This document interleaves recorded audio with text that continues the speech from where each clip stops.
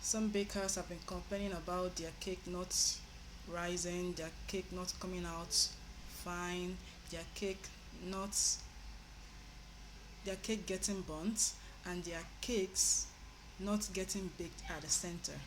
Hello everyone, welcome back to my channel. My name is Egwatu Angela, and before heading to the store, let me share with you 5 baking tips you will need to know as a baker.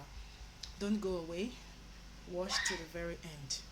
So the first baking tip I'll be sharing with you is measure out your baking ingredients accurately.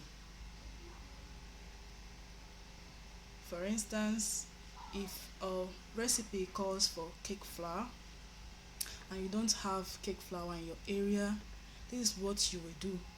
You measure out 1 cup of sorry, measure out 1 cup of all-purpose flour, remove 2 tablespoons from it, then add in 2 tablespoons of corn flour, then mix it together and you get your cake flour. So that is a very simple substitute for cake flour. So the same thing goes with measuring spoon.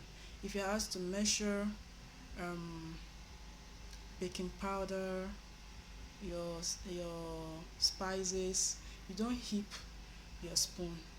Once you pour in the baking powder, you level it out. The same thing goes with your flour. Once you pour in your flour inside a cup, you level it out. So you measure out your baking ingredients accurately. The same thing goes with your flavors. You use your measuring spoon to measure out your flavor. Don't use the cover of the flavor or the cap of the flavor. So the second baking tip I'll be sharing with you is sorry, sift out your flour before baking. For me, I normally sift out my flour even twice before baking. The reason is that one, to remove unwanted particles or insects from your flour. If you notice, some flour do have some insects and some particles in the flour, so you don't want to put that into your cake batter. So you sift out your flour. And the second reason is that when you are sifting your flour, you discover that it's becoming lighter and lighter, and it's becoming lighter, and this also helps in making your batter come out nice, fluffy, and soft. So you endeavor to sift out your flour before baking. The third baking tip I'll be sharing with you is don't overmix and don't undermix your cake batter. Sorry, don't overmix and don't undermix your cake batter. When you do this, your cake will not rise the way it should rise. So once you are through with mixing your sugar and butter, and it is fluffy enough, it is creamy enough, then you can add in other ingredients. Don't over mix it, just add in, fold in other ingredients and bake. Don't over mix, don't under mix, so that your cake will come out fine. So the fourth baking tip I'll be sharing with you is when you are baking, you bake in batches. Do you understand that? You bake in batches. That is, you don't pour all your cake batter in one pan. It will take forever to bake. One. And two, as it's baking, the sides are getting burnt. So you bake in batches. It's very very easier to bake in batches. When you bake in batches, it's bakes faster. It bakes faster without getting burnt, and your cakes come out more soft. But when you bake your whole batter in one pan, one it will take a lot of time to get baked, and the more it's inside that oven, the more it's getting stronger, the more it's getting burnt, and you will not like the outcome.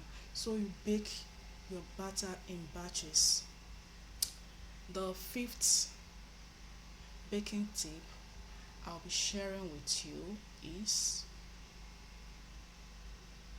don't bake in a very hot oven. Don't bake your cake batter in a very hot oven. If you do so, one, as your cake is baking, is getting burnt, and you discover that the middle, the center of the cake is not baked at all, it's just soft, it's just in liquid form, it's not baking at all, while the other side are getting burnt, the center is not done, it's not baking at all. So you check your oven, make sure it's not too hot.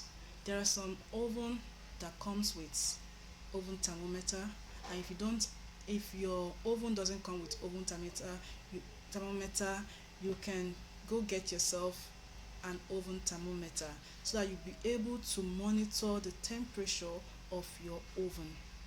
So let me give you an extra baking tip that you will need as a baker. Another extra baking tip I will be giving you is that don't decorate a hot cake. Don't decorate a warm cake. Allow your cake to be completely cool before you decorate.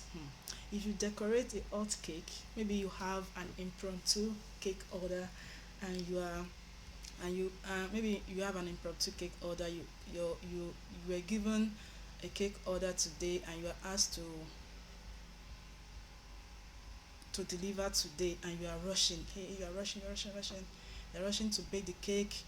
If you not allow the cake to cool before decorating, my dear, you're heading for a disaster. At the end of the day, you will say the buttercream disappointed you, the fondant disappointed you. No, you are the one that disappointed the buttercream and the fondant by not allowing your cake to be completely cool before decorating. That is why you don't rush when decorating a cake. You take everything one step at a time. After baking, you allow your cake to be completely cool to the touch. When you touch the cake, you know it's perfectly cool. Then you can go ahead and decorate. And if you are not decorating that same day, then you cover your cake with a cling film and keep it inside the fridge till the day you are ready to decorate. So these are the few baking tips I have for you today. So if you have any questions for me, please you can do so at the comment section. And if you love this video, please give it a thumbs up, and always turn on your notification buzz, and please help my YouTube channel to grow by subscribing to my channel and by watching all my videos to the very end. Please and please. Till then, remain blessed.